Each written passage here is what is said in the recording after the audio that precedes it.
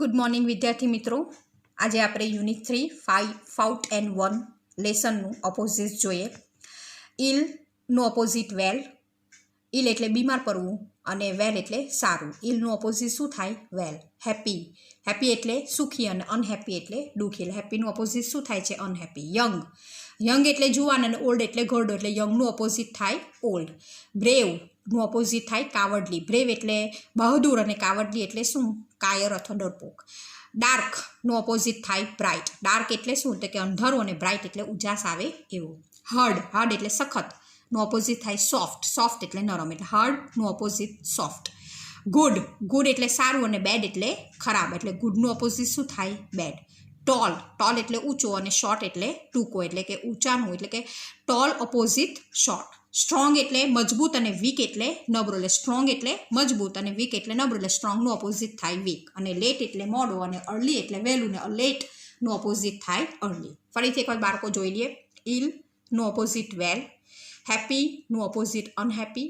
યંગનું opposite old. બ્રેવનું opposite cowardly. ડાર્કનું opposite bright. હાર્ડનું ઓપોઝિટ સોફ્ટ. ગુડનું ઓપોઝિટ બેડ. ટોલનું ઓપોઝિટ શોર્ટ. સ્ટ્રોંગનું ઓપોઝિટ વીક અને લેટનું ઓપોઝિટ અર્લી. ચાલો હવે આપણે બાળકો આપણે તમારી પાસે જે ગ્રામરની બુક છે ને, એ ગ્રામરની બુકની અંદર છે ને એ જોવાનું છે રિવિઝન ઓફ પાસ્ટ ટેન્સ. જોયું ને બાળકો, રિવિઝન ઓફ પાસ્ટ ટેન્સ. હવે એ પાસ્ટ ટેન્સની અંદર આપણે પાસ્ટ ટેન્સ કોને કહેવાય તેને આપણે પહેલાં જોઈએ. બરાબર, એક વખત આપણે નજર મારવી લઈએ કે કોને પાસ્ટ ટેન્સ કહેવાય. તો કે ભૂતકાળમાં કોઈ ક્રિયા બની હતી ને તે દર્શાવવા માટે સિમ્પલ પાસ્ટ ટેન્સનો ઉપયોગ થાય છે. બરાબર, ભૂતકાળમાં કોઈ ઘટના બની હોય, કોઈ ક્રિયા બની હોય તો તેને આપણે જ્યારે દર્શાવીએ ને તો એ ભૂતકાળની ક્રિયા જે છે ને, બરાબર, તેને આપણે ભૂતકાળમાં દર્શાવવાની હોય છે. For example, Sneha went to picnic. They played kabaddi. We return on last Sunday. બરાબર, તો સ્નેહા વેન્ટ ટુ પિકનિક એટલે કે પિકનિક પર ગઈ હતી. ધે પ્લે કબડ્ડી એટલે કે તેઓ કબડ્ડી રમ્યા હતા. વી રિટર્ન ઓન લાસ્ટ સન્ડે એટલે કે અમે લાસ્ટ સન્ડે પાછા ફર્યા હતા. તો વેન્ટ, પ્લેડ, રિટર્ન એ શું બતાવે છે? તો કે ભૂતકાળના ક્રિયાપદના રૂપો દર્શાવે છે.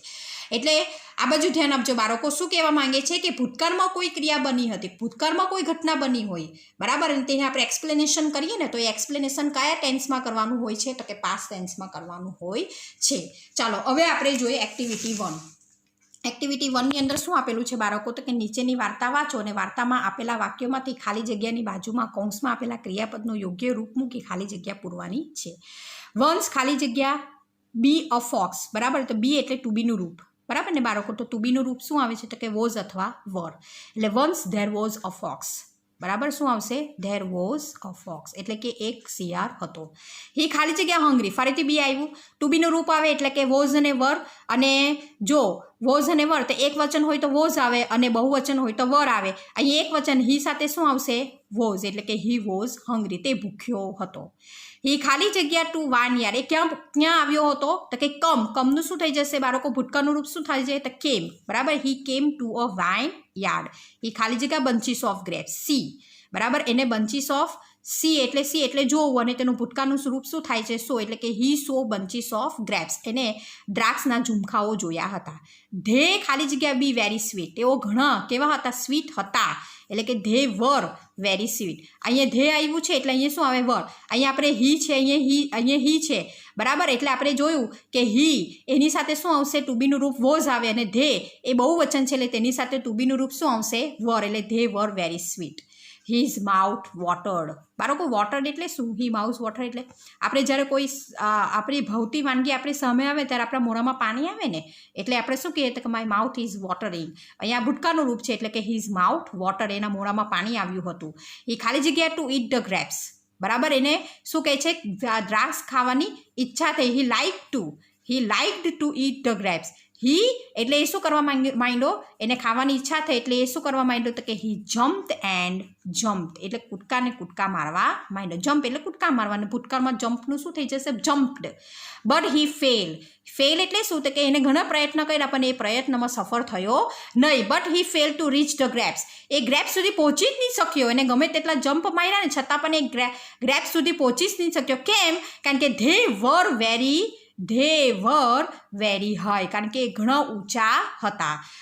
એટ લાસ્ટ હી સેડ, એ થાકી ગયો, બરાબર, એટલે at last he said this grapes are, અહીંયા કેમ બાળકો આર લખ્યું આપણે? કારણ કે એટલા માટે આર લખ્યું, કારણ કે જે બી કોઈ અહીંયા સેડ છે ને કીધું, અને ઇન્વર્ટેડ કોમાની અંદર જે બી સેન્ટેન્સ આવે એ શેમાં આવે બાળકો? પ્રેઝન્ટ ટેન્સમાં આવે. એટલે કે ધીસ ગ્રેપ્સ આર શાર. એને શું કીધું હતું? તો એને એવું કીધું હતું કે આ દ્રાક્ષ ખાટી છે, એમ કીધું હતું. એટલે ઇન્વર્ટેડ કોમાની અંદર કોઈ બી સેન્ટેન્સ આવે ને બાળકો, તે હંમેશા પ્રેઝન્ટ ટેન્સમાં જ આવે. અને પ્રેઝન્ટ ટેન્સનું ટુ બીનું રૂપ શું આવે છે? તો કે એમ, ઇઝ અને આર. અને ધીસ ગ્રેપ્સ બહુવચન છે, એટલે અહીંયા શું આવશે? આર. હી વેન્ટ અવે, અને ત્યાંથી જતો રહે છે, એટલે શું આવશે? એ ત્યાંથી જતો રહે છે, એટલે હી વેન્ટ અવે. બરાબર ને બાળકો? ફરીથી એક વખત આપણે જોઈ લઈએ. Once there was a fox, એક શિયાળ હતો. હી વોઝ હંગ્રી, હંગ્રી એટલે ભૂખ્યો, તે ભૂખ્યો હતો. હી કેમ ટુ વાઇનયાર્ડ, એ વાઇનયાર્ડ આગળ આવ્યો હતો. હી સો બંચીસ ઓફ ગ્રેપ્સ, એને દ્રાક્ષના ઝુમખા જોયા છે. વાઇનયાર્ડની અંદર એ શું જોઈ છે? કે જ્યાં દ્રાક્ષ ની ખેતી થાય ને તેને વાઇનયાર્ડ કહેવામાં આવે. એટલે એને બંચીસ ઓફ ગ્રેપ્સ, એટલે કે તેના દ્રાક્ષના ઝુમખા જોઈ છે. ધે વર વેરી સ્વીટ, અને તેઓ ખૂબ મીઠી હતી. હિઝ માઉથ વોટર્ડ, એને મોઢામાં પાણી આવે છે. He like to eat the grapes, અને એને ગ્રેપ્સ ખાવાની ઈચ્છા થાય છે. બરાબર. હી જમ્પ એન્ડ જમ્પ, એટલે એ કૂદકા મારે છે. But he fell to reach the grapes, પરંતુ એ ફેલ થઈ જાય છે. And they were very high, કારણ કે તે કેવા હતા? કે ઘણા ઊંચા હતા. એટ લાસ્ટ હી સેડ, અને તે કહે છે ધીઝ ગ્રેપ્સ આર શાર. શાર એટલે ખાટી છે, એમ પોતાના મોઢામાં નહીં આવી. એટલે આપણે હંમેશા એવું કરીએ ને કે છે ને, તે જે વસ્તુ આપણા વિચારેલું હોય ને તે નહીં થાય, એટલે આપણે એના વિશે અવગુણ જ જોતા હોય. બરાબર ને? એટલે કે ધીઝ ગ્રેપ્સ આર શાર, એટલે એને નહીં મળી, એ વસ્તુ જોઈતી હતી એને નહીં મળી, એટલે એમ કે ચા આ તો દ્રાક્ષ તો ખાટી છે, એમ. હી વેન્ટ અવે, અને તે ત્યાંથી જતો રહે છે. ચાલો બાળકો, હવે આપણે જોઈએ યુઝ ઓફ પાસ્ટ ટેન્સ. કે પાસ્ટ ટેન્સનો આપણે જોઈએ, આ સંવાદ છે, ડાયલોગ આપેલો છે. નીચેનો સંવાદ વાંચો, એટલે કે ડાયલોગ કહેવામાં આવે છે એને. જ્યોતિષ says, wear did you go during the summer vacation? Summer વેકેશનમાં તમે ક્યાં ગયા હતા? બરાબર. વેર ડીડ યુ ગો, ક્યાં ગયા હતા? જલ્પા સેઇડ. બરાબર. હવે આ જે જ્યોતિ અને જલ્પા શું છે? એકબીજાને ક્વેશ્ચન આન્સર કરે છે, અને તે પાસ્ટ ટેન્સમાં છે. બરાબર. કારણ કે કેવી રીતે ખબર પડી કે આ પાસ્ટ ટેન્સમાં? તો અહીંયા ડીડ આપેલું છે. વેર ડીડ યુ ગો. બરાબર. અને ડીડ આવે એટલે ક્રિયાપદને શું આવે? મૂળ રૂપ આવે. ક્રિયાપદ શું છે બાળકો? ગો. એટલે ક્રિયાપદનું મૂળ રૂપ શું આવશે? ગો.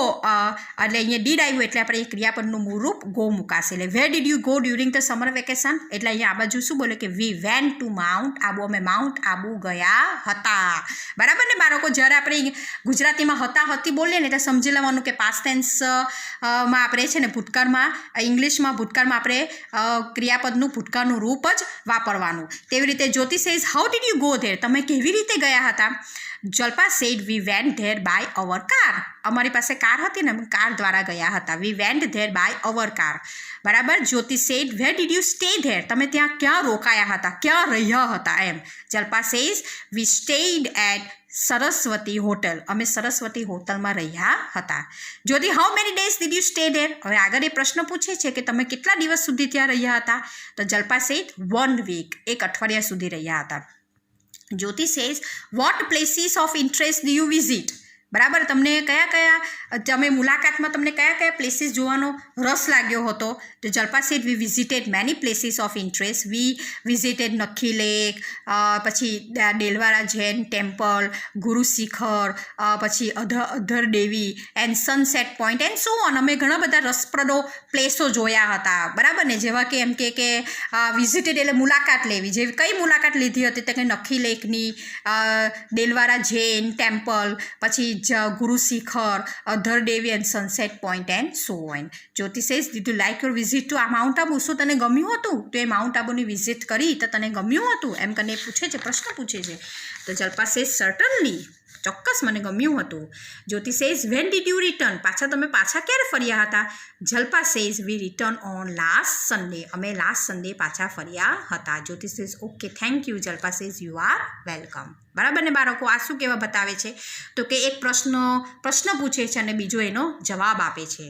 બરાબર ને બાળકો? તો પ્રશ્ન પૂછે એટલે ભૂતકાળમાં પ્રશ્નો કેવી રીતે પૂછવાના તે બી આપણને ખબર હોવી જોઈએ ને, એટલે એ માટેનું ચેપ્ટર છે આજે. તો કે અહીંયા રિમેમ્બર આપણે જોઈ લઈએ કે ભૂતકાળમાં where, how, what, when, how many જેવા શબ્દોની મદદથી પ્રશ્નો કેવી રીતે પૂછાય છે તે ઉપરના સંવાદથી આપણે સમજાશે. બરાબર ને? ભૂતકાળમાં પ્રશ્ન વાક્ય બનાવવા માટે પુરુષવાચક સર્વનામ તરીકે આપણે પ્લેનો ઉપયોગ કર્યો છે. હવે આપણે આ પ્લેનો આપણે ઉપયોગ કરીએ. બરાબર? ચલો એ નોટમાં મેં લખ્યું છે ઇન્ટરોગેટિવ સેન્ટેન્સ. આપણે ઇંગ્લિશમાં પ્રશ્નાર્થ વાક્ય અને ઇંગ્લિશમાં શું બોલાય છે તો કે ઇન્ટરોગેટિવ સેન્ટેન્સ. ઇન્ટરોગેટિવ સેન્ટેન્સ એટલે શું તો કે ભૂતકાળમાં પ્રશ્નાર્થ વાક્ય બનાવવા માટે વાક્યની શરૂઆતમાં ડીડ મુકાય છે. બરાબર, શું મુકાય છે? ડીડ મુકાય છે. હવે સેન્ટેન્સ પેટર્ન્સ આપણે જોઈએ. ડીડ પ્લસ કર્તા પ્લસ ક્રિયાપદનું મૂળ રૂપ. બરાબર, ફરીથી બાળકો, ડીડ પ્લસ કર્તા પ્લસ ક્રિયાપદનું મૂળ રૂપ. પહેલાં ડીડ આવશે. ડીડ આવે એટલે સમજી લેવાનું કે આ ઇન્ટરોગેટિવ સેન્ટેન્સ છે. પ્લસ કર્તા એટલે સબ્જેક્ટ, અને ત્યાર પછી આપણે શું મૂકવાનું? ક્રિયાપદનું મૂળ રૂપ. ચાલો ફરીથી બાળકો, પ્રશ્નાર્થ વાક્યને અંગ્રેજીમાં ઇન્ટરોગેટિવ સેન્ટેન્સીસ કહેવામાં આવે છે. હવે ભૂતકાળમાં પ્રશ્નાર્થ વાક્ય બનાવવા માટે વાક્યની શરૂઆતમાં ડીડ મુકાય છે. હવે સેન્ટેન્સ પેટર્ન, ડીડ પ્લસ કર્તા પ્લસ ક્રિયાપદનું મૂળ રૂપ. અહીંયા આપણે એક કોઠો બનાવેલો છે. એ કોઠો તમારે નોટબુકમાં પણ કરવાનો છે. હવે એમાં આપણે વર્બ તરીકે શું લેવાનું છે? પ્લે લેવાનું છે. First person. How many persons in English language? There are 3 persons. First person, second person અને થર્ડ પર્સન. હવે આ જે કોઠો છે ને તેને આપણે પ્રશ્નાર્થ વાક્ય તરીકે જ બનાવવાનો છે. એટલે ડીડ આઈ પ્લે, આપણે ક્રિયાપદમાં શું લીધું? પ્લે. એટલે ડીડ આઈ પ્લે. બરાબર, ડીડ આવ્યું એટલે ક્રિયાપદનું મૂળ રૂપ આવ્યું. કેમ? ભૂતકાળ છે છતાં પણ ડીડ આવે ને એટલે ક્રિયાપદનું મૂળ રૂપ જ આવે. એટલે ડીડ આઈ પ્લે, તો પ્લુરલમાં શું થશે? Did we play. બરાબર, સેકન્ડ પર્સનમાં કોણ આવે? તો એમ કે સિંગ્યુલરમાં પણ યુ આવે અને પ્લુરલમાં પણ યુ આવે. Did you play, did you play. બરાબર, એક વચનમાં પણ યુ આવે અને બહુવચનમાં પણ યુ આવે. તમને ખબર જ છે બાળકો. હવે થર્ડ પર્સનની અંદર કોણ આવે? તો કે હી, શી ને ઈટ. પણ આપણે વાક્ય શેમાં બનાવવાનું છે? તો કે પ્રશ્નાર્થમાં બનાવવાનું છે. એટલે did he play, did she play, did it play અને did they play. Did they play એટલે શું? તો કે ડીડ ધે પ્લે એ બહુવચન આવ્યું. બરાબર ને? એટલે અહીંયા શું આવશે? તો કે ડીડ ધે પ્લે. આ બાળકો તમે યાદ રાખજો. આ પણ તમારે શેમાં લખવાનું છે? તો કે નોટમાં લખવાનું છે. બરાબર બાળકો, ચાલો આજે આપણે તમને છે ને હોમવર્ક આપી દેમ. તો આ ઓપોઝિટ છે ને બાળકો, તે ઓપોઝિટ તમારે ગ્રામરની બુકમાં લખવાનું છે. હવે તમે ગ્રામરની બુક નહીં બનાવી હોય તો પણ બનાવી દેજો. બરાબર, અને ગ્રામરની નોટમાં જ ગ્રામર લખવાનું રહેશે. હવે યુઝ ઓફ પાસ્ટ ટેન્સ તે તમારે લખવાનું છે. ઇન્ટરોગેટિવ સેન્ટેન્સ એ લખવાનું છે. અને બાળકો તમે એ ધ્યાન રાખજો કે આપણે અહીંયા જે કર્યું છે ને તો કે એક્ટિવિટી 1 રિવિઝન, એક્ટિવિટી 1 પણ તમારે આ બુકમાં એટલે મીન્સ કે ગ્રામરની ટેક્સ્ટ બુકમાં લખવાનું છે. સમજ પડી ને બાળકો? ચાલો, થેન્ક યુ વેરી મચ.